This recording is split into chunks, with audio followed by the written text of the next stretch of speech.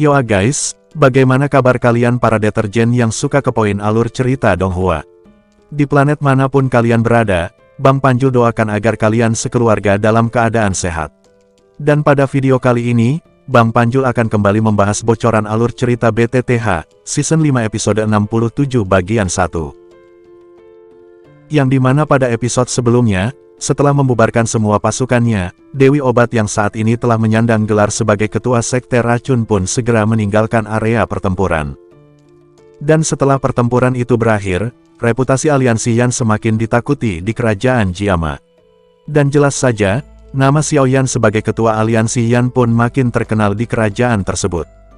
Saat itu, saat orang-orang sedang membahas tentang dirinya, tampak Xiao Yan, Hai Bodong, dan para anggota inti aliansi yang tengah mengadakan pertemuan.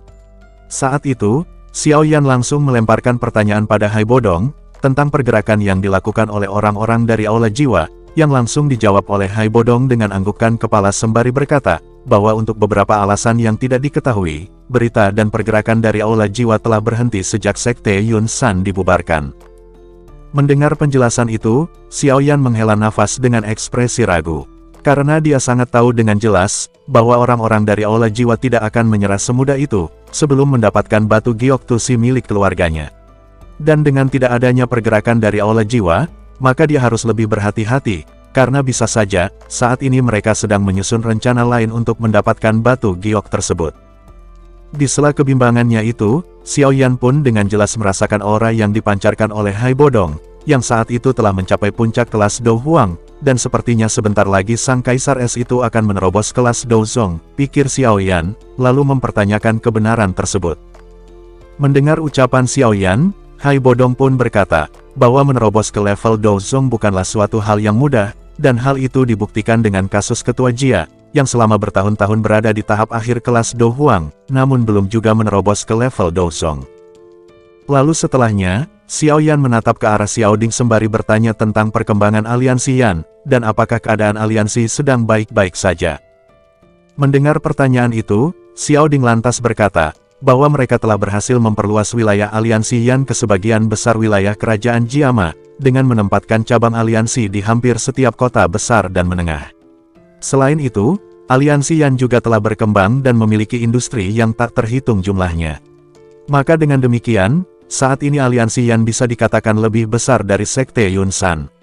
Selain itu, setelah 1 tahun rekonstruksi ini, aliansi Yan telah memiliki 40 ahli Do Huang, dan beberapa ahli Do Huang, serta membangun organisasi pelatihan, yang dikhususkan untuk para anggota aliansi, yang dimana di masa depan, mereka akan menjadi kekuatan baru. Singkat cerita, pertemuan pun telah usai, dan malam pun telah tiba, serta menceritakan Xiao Yan yang tengah duduk bersila di puncak gunung yang tak jauh dari benteng. Di sisi lain, tampak Medusa yang dengan malas bersandar di batang pohon tepat di belakang Xiao Yan, sembari berkata, bahwa sudah selarut ini tapi dirinya belum datang juga. Sepertinya kamu hanya menunggu dengan sia-sia, ucap Medusa. Mendengar ucapan itu Xiao Yan pun berkata, bahwa sebelumnya sudah aku katakan, agar kamu tidak perlu mengikutiku. Atau jangan-jangan kamu takut dia akan membunuhku. Mendengar ucapan itu, Medusa lantas berkata, siapa yang tahu apakah dia benar-benar mundur atau hanya berpura-pura. Dan jika dia benar-benar datang untuk membunuhmu dan kembali menyerang kekaisaran Jiama, maka sudah dipastikan, kerajaan Jiama akan benar-benar tamat. Di sela pembicaraan itu, tiba-tiba muncul sosok wanita bergaun ungu, yang bergabung dengan mereka. Setelah kemunculan si wanita bergaun ungu yang tidak lain adalah si Dewi Tabib, ia pun segera berkata, bahwa sebenarnya, ada beberapa masalah yang harus ia selesaikan saat memerintahkan pasukannya untuk mundur, karena ada begitu banyak perdebatan. Mendengar ucapan itu, Xiao Yan lantas berkata, mengapa? Apakah ketiga sekte itu tidak mau mundur? Mendengar ucapan itu, Dewi Tabib pun berkata, bahwa saat ini kekaisaran Chuyun telah sepenuhnya dikendalikan oleh sekte racun, jadi tidak ada alasan bagi mereka untuk tidak mematuhi perintahku. Namun, lain halnya dengan sekte Angsa Emas dan Lembah Mulan, mereka bukanlah bagian dari keluarga Chuyun, dan kekuatan dari kedua sekte ini pun tidak lebih lemah dari sekte racun, dan mereka sangat keberatan saat aku mengatakan bahwa aku akan mundur. Ditambah lagi mereka yang telah lama berencana untuk menjatuhkan kerajaan Jiama, dan otomatis mereka tidak ingin melepaskan kesempatan ini, bahkan jika aku menolak untuk bergabung, mereka tetap akan kembali melakukan serangan, namun dengan persiapan yang lebih mantap, ucap Dewi Tabib. Di sela percakapan itu, tiba-tiba Medusa berkata, bahwa dukungan terbesar dari Sekte Angsa Emas dan Lembah Mulan adalah dua elit Douzong, yaitu Yan Luotian serta dua tetua Mulan, maka selama bisa menghabisi ketiga orang ini, maka sudah pasti kekuatan dari dua sekte ini akan menurun, dan tidak lagi berani berpikir untuk menyerang Kekaisaran Jiama. Dan jika ingin melakukan serangan, maka sekaranglah waktu yang paling tepat, ucap Medusa membuat Xiao Yan sedikit menyipitkan matanya. Karena memang benar yang dikatakan Medusa, saat ini Yan Luotian dan dua sesepuh Mulan sedang terluka parah, dan itu adalah kesempatan terbaik untuk membunuh mereka. Karena jika harus menunggu beberapa hari, begitu ketiga orang itu memulihkan kekuatan, maka akan menjadi sangat merepotkan, ungkap Xiao Yan, sembari menatap ke arah Dewi Tabib, yang masih merupakan sekutu dari Sekte Angsa Emas dan Lembah Mulan dengan tatapan ragu. Melihat ekspresi Xiao Yan, Dewi Tabib pun mengatupkan giginya sembari berkata, walaupun ketiga orang ini adalah sekutuku, namun mereka memiliki pemikiran buruk terhadapku, dan tidak dapat dianggap sekutu sejati. Tapi jika kamu ingin melakukan penyerangan, maka aku akan memilih untuk tidak ikut campur. Dan jelas saja, kata-kata itu membuat Xiao Yan menghela nafas lega. Lalu sesaat setelahnya, Dewi Tabib pun kembali berkata, Xiao Yan, sekarang beritahukan padaku, metode apa yang akan kamu gunakan untuk mengendalikan tubuh racunku. Mendengar ucapan itu, Xiao Yan pun mengangguk, sembari menjentikkan jarinya, diikuti munculnya sebuah gulungan gelap, dan langsung diberikannya pada Dewi Tabib, yang mulai membuka gulungan itu dengan perlahan. Metode pengendalian ini disebut metode pil racun, yang dimana metode ini sendiri bertujuan untuk mengumpulkan semua racun yang terakumulasi di dalam tubuh, dan mengubah menjadi pil racun. Yang dimana jika racun itu telah terkumpul, maka akan menjadi kekuatan yang besar dan menakutkan. Namun sayang, memurnikan pil racun ini tidaklah mudah, karena membutuhkan 3 bahan penting yang sangat sulit ditemukan. Di mana bahan yang pertama adalah 3 jenis api surgawi, yang kedua adalah inti dari monster kalajengking naga racun langit di peringkat 7, dan yang ketiga adalah air liur transformasi tubuh bodhisattva. Mendengar penjelasan Xiao Yan, seketika Dewi Tabib pun kaget, serta kegembiraan di matanya berangsur-angsur menjadi redup. Karena faktanya, bahan yang dicatat dalam gulungan ini, benar-benar terlalu menakutkan, karena semua kultivator di benua sangat jelas tahu, jika seorang ahli biasa mendapatkan satu jenis api surgawi saja, maka kekuatan bertarung mereka pasti akan melonjak drastis. Dan jika yang mendapatkannya adalah seorang alkemis, maka tingkat keberhasilan mereka saat memurnikan pil obat pasti akan melonjak. Oleh karena itu, api surgawi memiliki status yang sangat tinggi di hati para ahli di benua Doki, dan dibutuhkan 3 jenis api surgawi untuk memurnikan pil racun. Sedangkan bahan kedua adalah inti kalajengking naga racun langit, yang merupakan binatang unik dari zaman kuno, yang sudah memiliki kualifikasi untuk berubah menjadi bentuk manusia. Dengan kekuatan bertarungnya sangat menakutkan, maka sangat jarang ada orang yang bisa menandingi mereka di peringkat yang sama.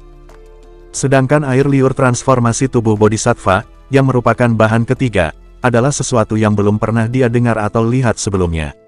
Dengan 3 kondisi yang keras ini, Dewi Tabib pun makin mengerti, mengapa tidak ada satu orang pun yang dapat sepenuhnya mengendalikan tubuh racun.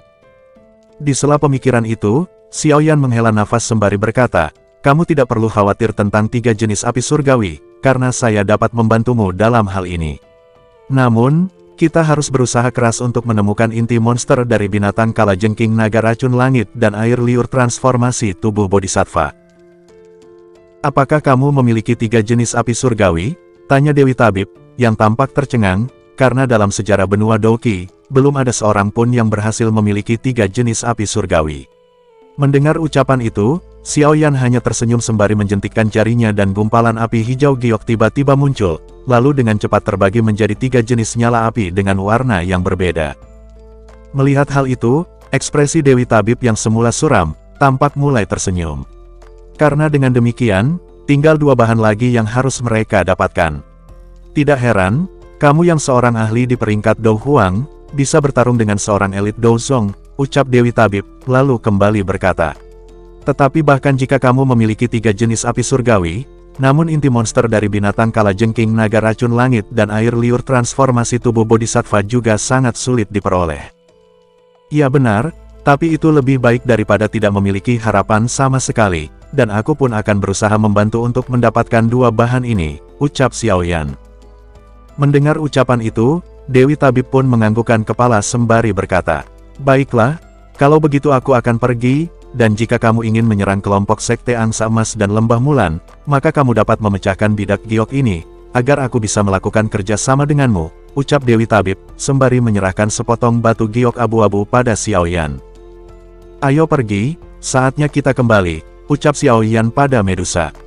Mendengar ucapan itu, Medusa mengerutkan kening dan berkata, "Xiao Yan, besok aku akan kembali ke klan ular, dan kamu harus ikut denganku, karena para sesepuh di klanku ingin bertemu denganmu." Mendengar ucapan itu, sontak Xiao Yan pun kaget dan berkata, "Untuk apa sesepuh di klanmu ingin menemuiku?" tanya Xiao Yan. Medusa lantas berkata, bahwa para sesepuh dalam sukunya memiliki beberapa metode rahasia untuk menyelidiki tubuh orang lain. "Dan masalah aku sudah tidak perawan pun sudah diketahui oleh mereka," ucap Medusa, membuat Xiao Yan makin terbelalak kaget. Beberapa saat kemudian, Xiao Yan pun berkata, "Lalu, apa yang akan mereka lakukan terhadapku? Menurut aturan klan kami, kamu akan mendapat hukuman dan digigit oleh puluhan ribu ular," ucap Medusa, membuat Xiao Yan gemetar ketakutan. "Kailin, saat ini aku adalah kepala aliansi Yan, dan melakukan hal itu padaku pasti akan membuat hubungan antara suku ular dan orang dari Kekaisaran Jiama akan menjadi renggang, jadi kamu bisa pergi dan memberitahu para sesepuhmu tentang masalah ini," ucap Xiao Yan. Mendengar ucapan itu, Medusa mengangkat keningnya dan menjawab dengan tenang, "Jangan mencari alasan, karena besok aku akan datang dan mencarimu. Dan satu hal lagi, mulai saat ini kamu tidak perlu lagi memikirkan tentang pil pemulihan jiwa yang kamu janjikan, karena pengaruh piton penelan langit terhadapku sudah semakin melemah." Aduh guys, kayaknya Medusa udah betulan cinta nih sama Xiao Yan. Sementara Xiao Yan mendengar ucapan Medusa, ia pun berkata, "Cailin, apakah kamu akan membunuhku?" tanya Xiao Yan kaget saat mendengar ucapan ini. "Jika selama setahun ini aku ingin membunuhmu, maka selama ini kamu sudah mati berkali-kali. Dan ingat, besok kamu harus ikut denganku, dan jangan gunakan alasan apapun untuk menolaknya," ucap Medusa sedikit mengancam, lalu bergegas pergi. Singkat cerita, hari pun telah berganti, tampak saat itu, Xiao Yan dan para anggota inti aliansi Yan yang sedang melakukan pertemuan. Dan tepat saat pertemuan telah usai, tiba-tiba terdengar suara, "Xiao Yan, ayo kita pergi," ucap Medusa, membuat ekspresi Xiao Yan langsung menegang, sembari menoleh ke arah Medusa yang telah menunggu di luar ruangan. Sesaat setelahnya, Xiao Yan pun melangkah pelan ke arah Medusa. Di sisi lain, Hai Bodong dan Jia Xingtian yang melihat ekspresi Xiao Yan, mereka pun tampak kaget saat melihat ekspresi Xiao Yan. Lalu sesaat setelahnya, keduanya tampak tersenyum, melihat ekspresi Xiao Yan yang tampak tidak berdaya. Singkat cerita, setelah melakukan perjalanan, Xiao Yan dan Medusa pun mulai memasuki wilayah klan ular, yang dijaga dengan ketat. Tampak pula saat itu, anggota klan yang melihat kedatangan Medusa pun langsung memberi hormat, namun menatap Xiao Yan dengan tatapan ganas, seolah-olah ingin menyerangnya. Dan oke dulu ya guys, sampai jumpa di pembahasan Donghua lainnya.